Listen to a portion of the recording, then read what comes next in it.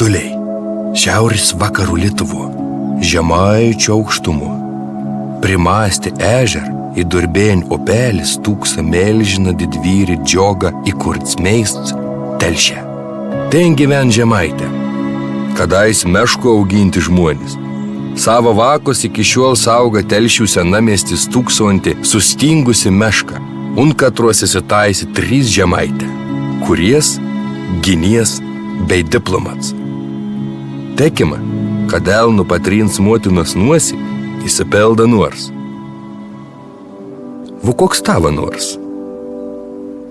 Pasiraušis? Pradėsiam nuo pasaulio stebuklų. Jei žemaičiai įtaks visam pasauliau, jums da neįrodė Romus vėlkis legendą primenant žemaičių mešką arba žemaičių gaublys, pagal katron korbę keliautum žemaitei, jums telšia kapiruomų stovant 7 kalvų. Tai įsitikint jums padės telšių stovinti didžioji seina.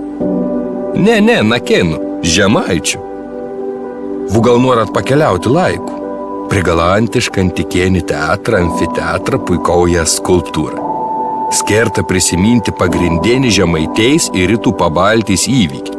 1260 metas Leipas 13 deina, vykusiam Dorbis mūšį jungtien žemaičių genčių kariuomenį, sutrioškina Livonijais, Prūsijais, Danijais ir net Švedijais kariuomenį. Ta pergal nulėm visų rytų Baltijos šalių tolimesnį vystimas ir iš esmės nulėmė Herkaus Manto vadovaujamą Prūsijos genčių sukilėjimą. Katras baigės Žiemgalių bei Kursių įsivadavimu. Vu gal norat dvasinis kelionis.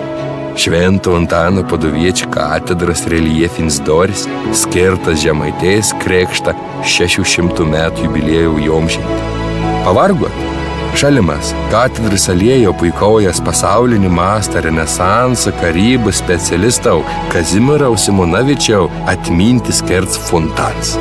Prisėskė, bet nenustepkė tuo ramybė išgirdi varpų dūžius. Žemaitės karalijuojant Skam 23 prestižinė Olandijos gamyklo išleiti varpą. Girdat? Tai ilgametis tradicijas bei inovatyvs pramogs derinant špelną mitų į nuotik senam